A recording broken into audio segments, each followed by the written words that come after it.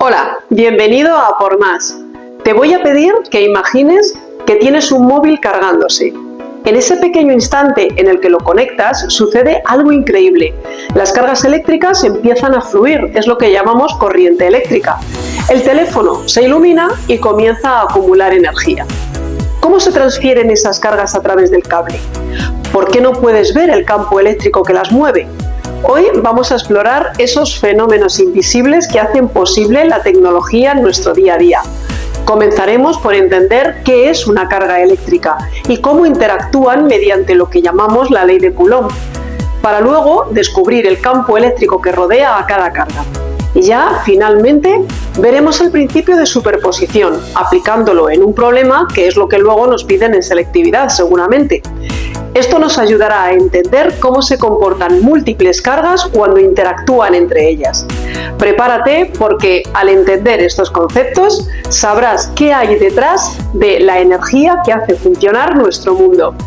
Bienvenido entonces a Por Más y comenzamos.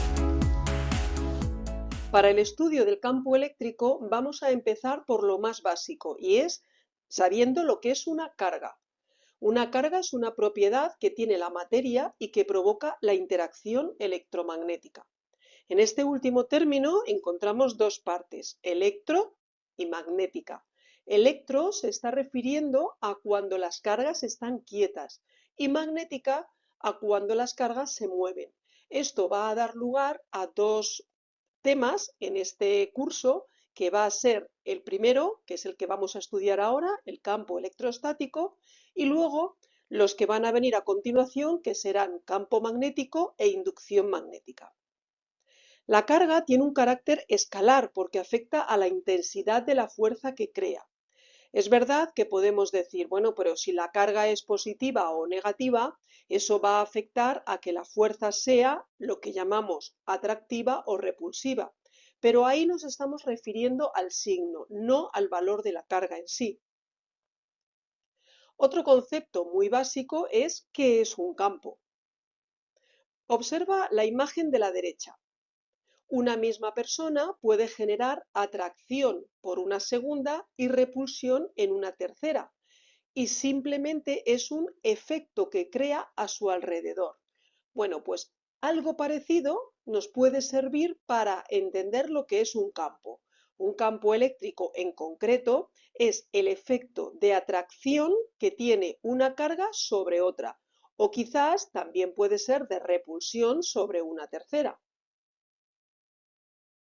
Este campo eléctrico del que estamos hablando genera entre los cuerpos una fuerza atractiva o repulsiva en función de las cargas que tengan esos cuerpos involucrados. Por ejemplo, aquí vemos que este cuerpo atrae a este otro o en este caso, este cuerpo parece incluso romperse por el efecto de repulsión. Esto nos lleva a hablar de lo que se conoce como ley de Coulomb.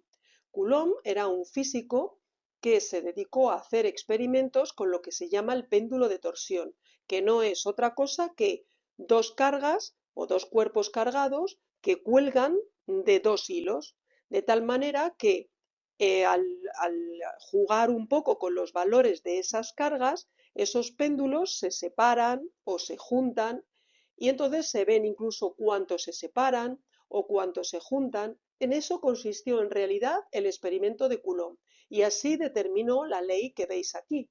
En esta ley están involucradas varias magnitudes, entonces vamos a verlas y vamos a estudiarlas. Para ello vamos a fijar aquí dos cargas, una Q mayúscula y otra Q minúscula a una distancia R y las situamos en un sistema de referencia. Tenemos la fuerza F, es la fuerza eléctrica, que puede ser atractiva o repulsiva. Las unidades de esta fuerza es newtons, exactamente igual que ocurría en el campo gravitatorio. Después, la carga Q mayúscula es la carga que consideramos creadora del campo, a pesar de que ambas cargas generan campos, pero en realidad lo que estamos centrados es en el campo que genera una carga sobre otra. Por lo tanto, vamos a intentar pensar que Q mayúscula genera campo en Q minúscula y no al contrario.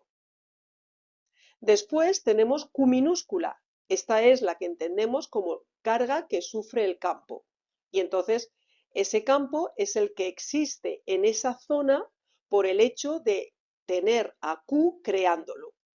La unidad de carga se llama culombio. Después también entra una magnitud que denominamos con R. Esa es la distancia entre los centros de ambas cargas y su unidad es en metros cuando tratamos el sistema internacional. Y la K es una constante que en el vacío, que es donde normalmente vamos a trabajar, tiene el valor de 9 por 10 elevado a 9. Es una constante dimensional, es decir, tiene como dimensiones Newton metro cuadrado partido por culombio al cuadrado. Y U sub R es un vector unitario en la dirección que une ambas cargas. La ley de Coulomb, cuya expresión hemos visto en la diapositiva anterior, se va a enunciar por tanto así. La fuerza eléctrica F que siente una carga, Q minúscula, a causa de la presencia de otra carga que denominamos como Q mayúscula y que está colocada a una distancia R de la primera, es directamente proporcional al producto de las cargas e inversamente proporcional al cuadrado de la distancia entre ellas. La fuerza tiene la dirección que une ambas cargas y el sentido de esa fuerza va a depender del signo de las cargas. Por lo tanto, aquí tenemos un ejemplo. Tenemos dos cargas que tienen distinto signo. Por lo tanto, U sub R es el vector unitario en el sentido de la fuerza que sufre la carga pequeña, la carga que hemos coloreado en rojo. Entonces vemos que la distancia es R, pero el sentido de la fuerza es atractivo. Sin embargo, cuando tenemos dos cargas que tienen el mismo signo, tenemos que U sub R como vector paralelo a la fuerza que siente una carga respecto a otro y vemos que es repulsivo. A pesar de que dibujemos las cargas con volumen y área, vamos a considerar que son cargas puntuales, es decir, como si estuvieran toda la carga concentrada en un punto de volumen cero. Para calcular la fuerza que sufre una carga a causa de varias que están colocadas en sus cercanías, vamos a utilizar el principio de superposición y a continuación vamos a estudiarlo. De la ley de Coulomb obtenemos la expresión para el campo eléctrico. Este se va a definir como fuerza dividido por la carga que sufre el campo, que sufre el efecto. Si sustituimos la fuerza por la ley de Coulomb y dividimos por la Q pequeña, nos damos cuenta que el campo se puede definir como la fuerza que sufre la unidad de carga, porque es como si la Q pequeña valiera 1. En la unidad del campo eléctrico va a ser newtons partido por coulombio. Y entonces esto, por si se te olvida, puedes ver que es simplemente de la definición de campo eléctrico. Vamos a ver una aplicación del principio de superposición. Pero, en realidad, ¿qué es esto del principio de superposición? Bueno, pues va a consistir en calcular la fuerza total o el campo total en un punto como la suma vectorial de las fuerzas o campos respectivos que han sido generados por un conjunto de cargas. Vamos a resolver este problema para verlo más claro. Tenemos dos cargas, una de 2 microcoulombios, otra de 4 microcoulombios, que están situadas respectivamente en los puntos 0, 2 y 0, menos 2, ambas distancias dadas en metros. Nos pide que calculemos la fuerza que sufre una carga de 2 nanocoulombios y el campo electrostático en el punto 4, 0 metros. La situación a la que se refiere el problema está descrita aquí a continuación. Tenemos un eje X y un eje Y, y sobre este último están colocadas las cargas Q sub 1 y Q sub 2. Ambas están dispuestas de forma simétrica en los puntos 0, 2 y 0, menos 2 respectivamente. El punto P es el punto 4, 0 y en él colocaremos una carga de 2 nanocoulombios. Aquí podemos ver los valores de las cargas Q sub 1 y Q sub 2, que estas vienen en microcoulombios.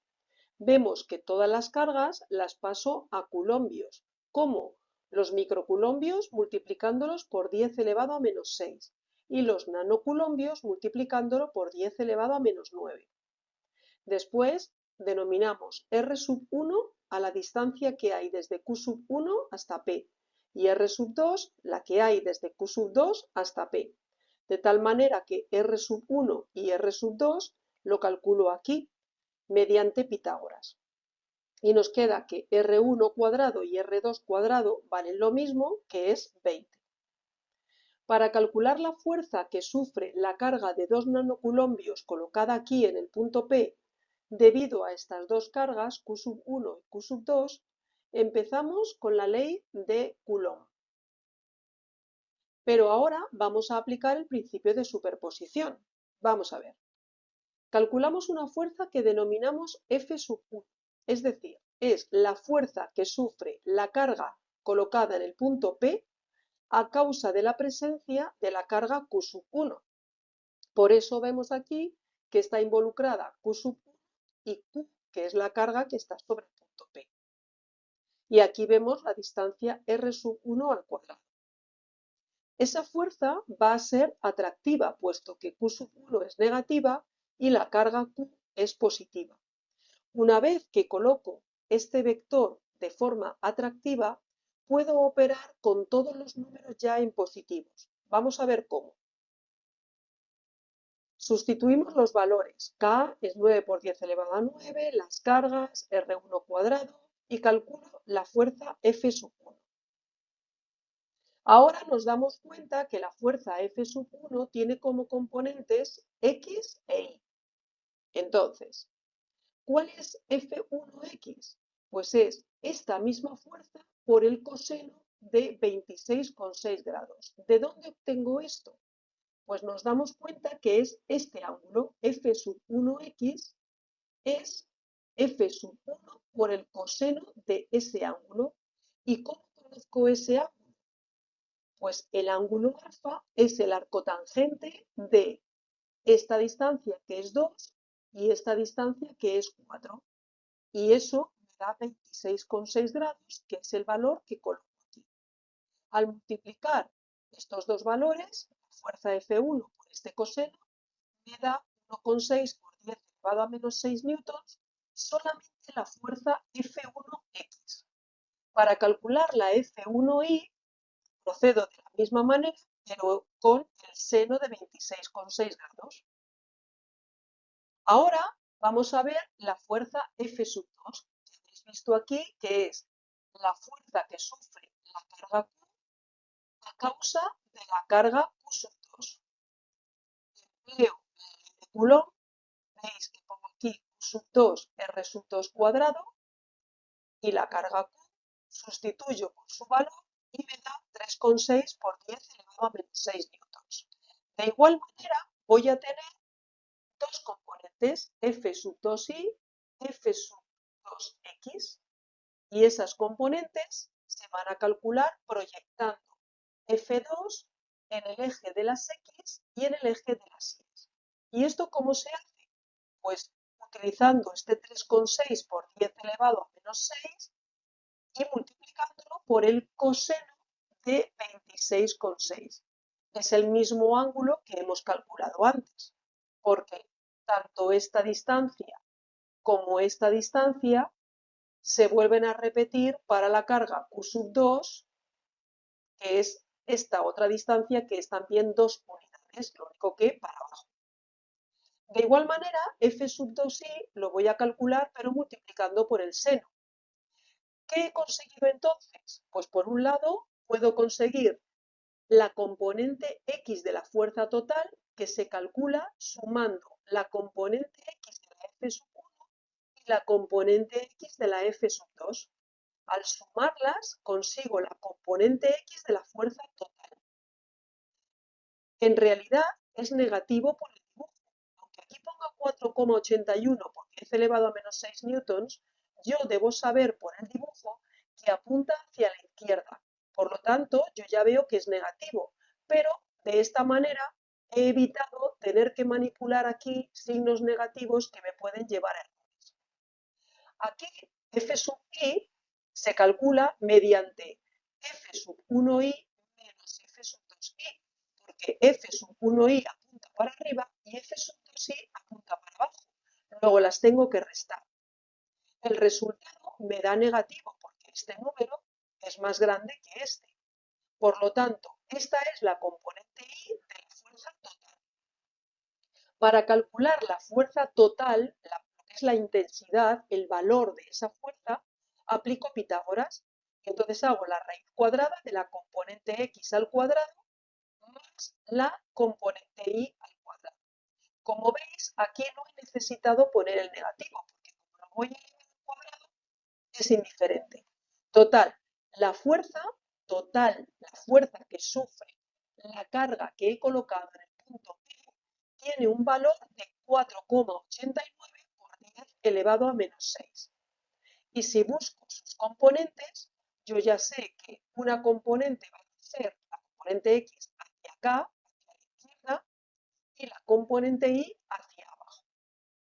Luego, entonces, la fuerza total va a ser la composición de estas dos.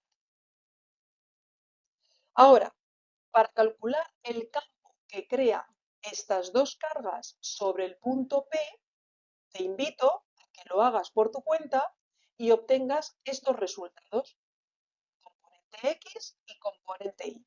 Y la unidad va a ser en newtons partido por coulombio. Entonces, nada, hazlo y espero tu rayo en comentarios. ¡Ánimo! Hasta ahora hemos tratado solo cargas puntuales. Ahora vamos a estudiar un poquito así por encima cómo se tratan distribuciones de carga continua, es decir, todo lo contrario, cargas que no son puntuales. Para ello tenemos que definir una serie de conceptos. El primero es densidad lineal de carga. Es la carga que hay en una unidad de longitud. Supongamos una especie, digamos, de cable. Si cogemos una unidad de longitud, la densidad lineal de carga que denominamos mediante la letra griega lambda es la carga dividido por la longitud de ese cable. También tenemos el concepto de densidad superficial de carga. Es la carga por unidad de superficie. Si tenemos una superficie como esta, cogemos una unidad y para calcularla, la que la denotamos como la letra griega sigma, tenemos que dividir la carga dividida por la superficie que estamos tratando en ese momento. Densidad volumétrica de carga. Es la carga por unidad de volumen. Si tenemos este volumen, tomamos una unidad de volumen y la densidad volumétrica, que la denominamos como la letra griega ρ, se calcula dividiendo la carga de ese volumen entre el volumen. Nuestro problema va a consistir en calcular la fuerza que crea una distribución volumétrica cualquiera, de la forma que sea, sobre una carga Q. La situación es esta. Veis que aquí tenemos un cuerpo cargado que no es ni esférico, ni un ovoide, ni un elipsoide, ni nada. Es una distribución volumétrica cualquiera. Y lo que queremos es calcular la fuerza que ejerce este cuerpo, la carga de este cuerpo, sobre esta carga que tengo colocada aquí. De nuevo tenemos aquí entonces el diagrama con el que hemos finalizado la diapositiva anterior. Entonces, para calcular la fuerza que sufre Q, utilizo la ley de Coulomb. Vemos, la podemos reconocer aquí, donde tenemos Q, que es esta carga, y Q sub 1, que se supone que es la carga que hay en este cuerpo sin una forma determinada. Entonces, nuestra pregunta es, ¿pero quién es Q sub 1? ¿Cómo trato, cómo sé, cómo valoro la forma de este cuerpo? ¿Cómo lo manejo? Entonces, para ello, lo que hago es considerar un diferencial de carga, chiquitito aquí. Un diferencial de carga me va a crear sobre esta carga un diferencial de fuerza. Y ese diferencial de fuerza lo voy a poder escribir según la ley de Coulomb de esta manera. El diferencial de fuerza es la misma K, la misma Q, la misma R cuadrado y el mismo U sub R, pero la carga Q sub 1 que crea el efecto, que crea el campo o que crea la fuerza, da igual, la voy a denominar como diferencial de Q. Para calcular la fuerza total que crean todos los diferenciales de Q que componen este cuerpo, Lo que tengo que hacer es sumarlas. ¿Cómo las sumo? Como son diferenciales, la forma de sumar diferenciales de magnitudes es integrando. Por lo tanto, integro esta expresión tanto a la izquierda de la igualdad como a la derecha. Y aquí podemos encontrar tres casos, según sea este diferencial de Q. Si el diferencial de Q es volumétrico, como es este caso, retomamos la definición que hemos dado antes. Una densidad volumétrica de carga es carga partido por volumen. O, en lugar de carga, si hablamos de diferencial de carga, hablaremos de diferencial de volumen. O sea que esta es la densidad volumétrica de carga que hay en este cuerpo. Por lo tanto, el diferencial de carga que tenemos que poner aquí es el ρ por diferencial de V. Luego la expresión se nos transforma de esta manera. F, que resulta de integrar esto, la fuerza total que genera este cuerpo sobre esta carga, es igual a la integral de K por Q por ρ diferencial de V dividido entre R cuadrado, y no se nos puede olvidar dar un carácter vectorial con un vector unitario en la dirección que une la carga que sufre con la carga que crea el campo. Si el diferencial de Q es superficial, procedemos de la siguiente manera. Entonces, ahora no tenemos ρ así, sino que tendremos sigma. Por lo tanto, la fuerza se va a calcular con esta expresión. Diferencial de Q lo vamos a sustituir por sigma diferencial de S. Y si diferencial de Q es lineal, tenemos lambda igual a diferencial de Q en relación al diferencial de L. La fuerza nos va a quedar como la integral, pero el diferencial de carga de aquí se tiene que sustituir por lambda diferencial de L, de longitud. Estas integrales se suelen presentar bastante complejas, tanto es así que muchas veces lo que hacemos es resolverlas con ordenador, pero por lo menos que sepamos cómo utilizarlas o digamos, cómo plantearlas, ¿no? Con este vídeo hemos cubierto lo esencial sobre las cargas eléctricas y los campos que generan. Ahora ya sabes cómo estas fuerzas invisibles interactúan y afectan desde los dispositivos que usamos hasta los fenómenos naturales más impresionantes como una tormenta.